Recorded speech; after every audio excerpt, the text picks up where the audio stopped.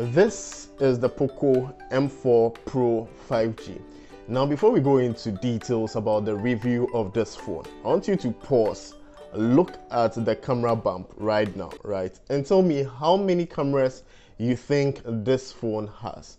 And go into the comments below and let me know your thoughts. If you can't see it clearly, I'm giving you a closer look right now. Look at it, pause the video, count the number of cameras, and tell me how many cameras you see. Well, if you said this phone has 5 cameras, you are wrong. If you said it has 4, you are wrong. If you said 6, you are wrong. This phone has 2 cameras at the back. So what's this? This phone sells for about $200 on Amazon. And for that price, you get the phone, you get a fast charging adapter, which is 33 watts fast charging. You get a USB-C cable. You also get a SIM removal kit, some Poco branded logos or stickers, and then you also get those manuals that nobody reads. For this, you get either 4 gigs or 6 gigs of RAM with 64 gigs or 128 gigs of storage. This version I am using is the 6 gigs, 128 gigs of storage, and I got it for about $220, and I'm going to leave links in the description below. But is this phone any good? We are going to see all these and more coming up next. Have you ever felt? Are you listening?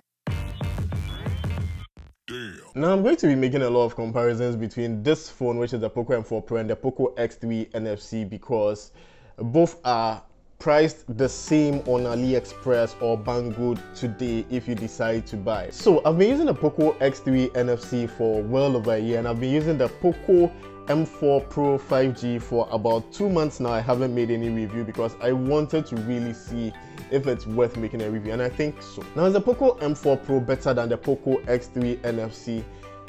In most ways, it's not, and they are almost similarly priced. So why would anybody choose the Poco M4 Pro over the Poco X3 NFC?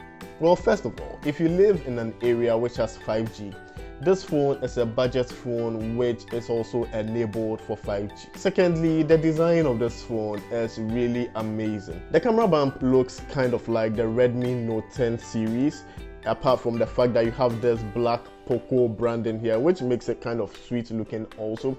And then the texture of the back plastic is really good. It doesn't attract any fingerprints of any sort. You also get the typical Xiaomi goodness you get when you buy a Xiaomi device. You get a 3.5mm earphone port. You get stereo speakers, though the speaker at the top is very teeny tiny. Like, it doesn't produce a very loud noise, but hey, you get stereo speakers, and you also get an IP53 dust and splash resistant rating. You get expandable storage, though for this phone it is not a dedicated expandable storage slot, but you get expandable storage. You get an IR blaster for controlling your TVs and air conditions so that you don't need to carry multiple remotes. You get a good price. You get a 90Hz refresh rate. This phone comes with about 49 apps already installed when you unbox it, right? And that's just crazy. There are many games on it already which I may never play. In fact, I will never play. No, I may never play. The good thing though is you can uninstall these games. You get MIUI 12.5, which is a flavor of Android I love to use. And then you also get a side-mounted fingerprint sensor, which is really fast at unlocking your device.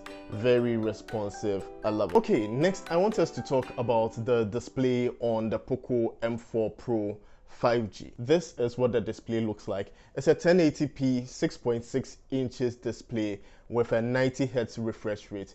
No support for HDR10, and the colors are okay when you are playing games, okay when you are browsing or scrolling through social media.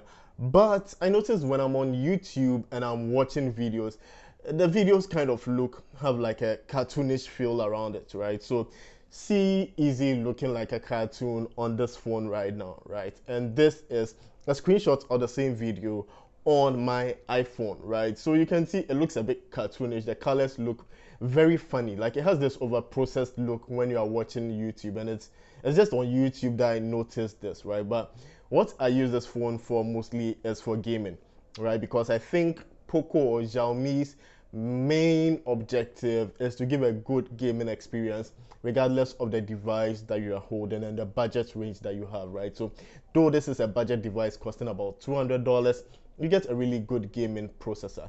And so the screen is large enough for you to consume your content and to play your games. It also has Corning Gorilla Glass 3 protection for protecting your screen against accidental scratches, and if you drop it, cracks and all those things if you're a clumsy person, right? Now I also noticed that there's no notification LED on the Poco M4 Pro 5G, right? And to tell you the truth, the Poco M4 Pro 5G is like a Redmi Note 11 Chinese version with a Poco skin. That's all. They just took the Redmi Note 11, which was made for China market, and then they branded it with a Poco logo, and then they called it the Poco M4 Pro 5G. I noticed I didn't talk about the cameras in this review because I have so much to say about the cameras that if I decide to do it in this video is going to be too long. So I'm going to, make a dedicated camera review. So if you're new to my channel, kindly consider subscribing, turning on all notifications so you do not miss any episode. Thanks, Bibre.